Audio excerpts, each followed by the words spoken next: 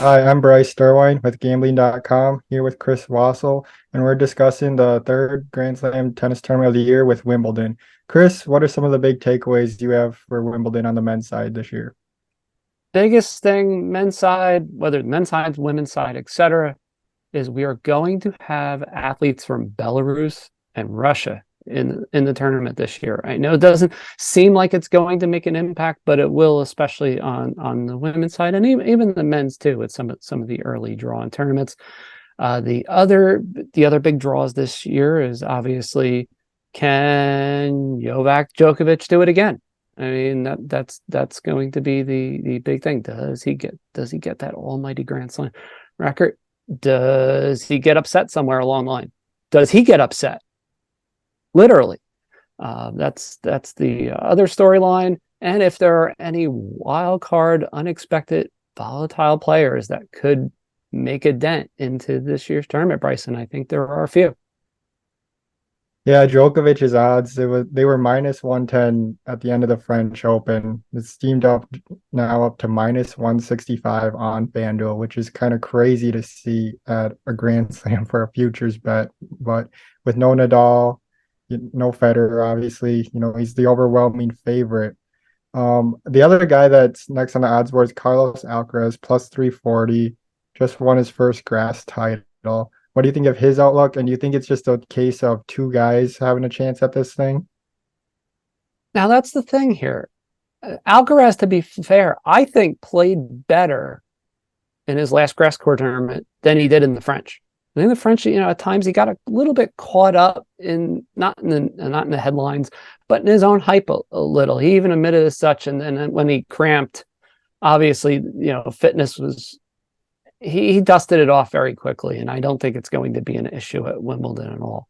Now, for this tournament in particular, he has a pretty decent draw. He's going to be tested early, which will be helpful for him. And I do think he has a chance. I don't like the plus 350 though. It's intriguing, but I thought we were maybe looking at some plus 500 somewhere along the line, but we never got there, Bryce. Yeah. Last year was one of the best capping things for me during the tennis season. Watch Kyrgios all grass season, had one of his best grass seasons. He's in the best shape of his career. I found a 50-1 pre-tournament. So I hit that, rode that all the way to the finals, took the first set against Djokovic, but still never felt comfortable. Of course, Djokovic being the machine, rallied back. It's unfortunate Kyrgios probably unlikely to even play this year, given his injury status this year.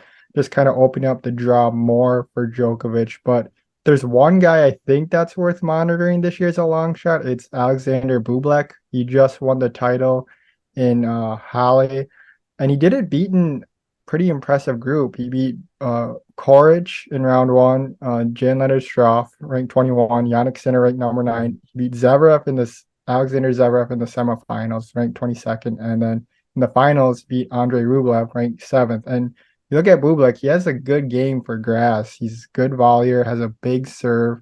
It's just kind of the thing of Kyrgios too, is like how serious can he be for 5 set matches, and can he do it for 7 matches? He was 130-1 on FanDuel before his tournament title.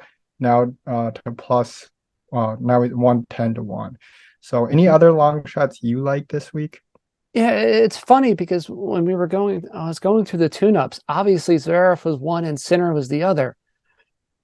There's a part of me that wants to get on the Marco Berrettini bus, but the problem is, as anybody in sports betting will attest, your most volatile bet is volatile for a reason, and he is no question one of those players that can go on a run or be dusted off the court in less than 2 hours. And people will ask, well, why would you risk something at 65-1? Why not? You're taking small money Yeah. wagers here. I mean, look Kyrgios last year, and I will, full confession, I sat there and looked at Bryce at a meeting and said, what? And then it started to dawn on me. You start watching video of players and go, hey, he's in pretty good form. And the same with your Bublik. He's in solid form. It's just we don't know how that translates from 5 to 7. No one does. that's why you take that $2 or $3 shot on a player like him. I also like Sinner if he can get his head a little bit on straight after the Bublik match. I think he has a shot at least to exercise some of the demons. Obviously, from the French Open, everybody saw how he collapsed in that 4-set tiebreak. That was rough.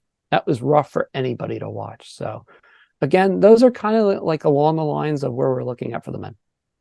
For sure, yeah. Matteo, great grass player, just hasn't shown the form this year yet. On the women's side, it's not exactly like a big three, but as far as the betting board now, every Grand Slam you see the same three favored with Iga Swiatek, Aryna Sabalenka, and Elena Rybakina. Any of those three you like for this week? Rybakina, the defending champ, but just had to recently withdraw, so issues there perhaps. I'm a little bit concerned with her, to be honest. I don't think it's just a fluky thing. You never like to say that when you get into injuries and such. You never like to go, well, they'll be fine. Maybe they just withdrew out of precaution. So you do kind of tend to stray away from it. I like Sabalenka here. There's just this feeling she won the Australian. I get what happened to the French against Mukova. That was, again, another kind of match where you were hoping. You're really hoping for her to pull through, and it just didn't happen. So here you're thinking against Iga, this is probably her best shot, to be honest. And out of the big three, she was carrying decent enough numbers. Again, and one of those in New Jersey, at least, ranging wildly from about plus 300 to plus 500, depending where you make your wagers. So again, do shop heavily before this weekend. It's very important. Yeah, I couldn't agree more. If there's one woman I'd look outside those big three, it'd be Petra Kvitova. She just won the grass title in Berlin. It looked downright dominant at times. Didn't lose actually a set the whole time there. She's two-time Wimbledon champion. She's 12-1 now on FanDuel. So I think if there's a shot, it's there.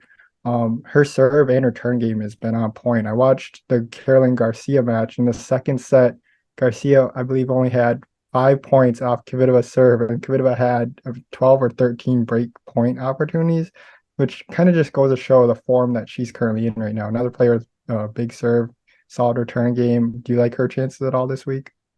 Look, Kvitova before the grass court season for Wimbledon was 35-1. Before the last tournament, you were still getting as high as 23-1. Now, maybe, I saw Unibet this morning went from 15-1 back to 12-1. The signs are there. This isn't rocket science. This is her time of year. Not just the big serve for me, but her grass course presence, the presence of her, still intimidates even the top women players when she steps out on the court. And for me, that's money.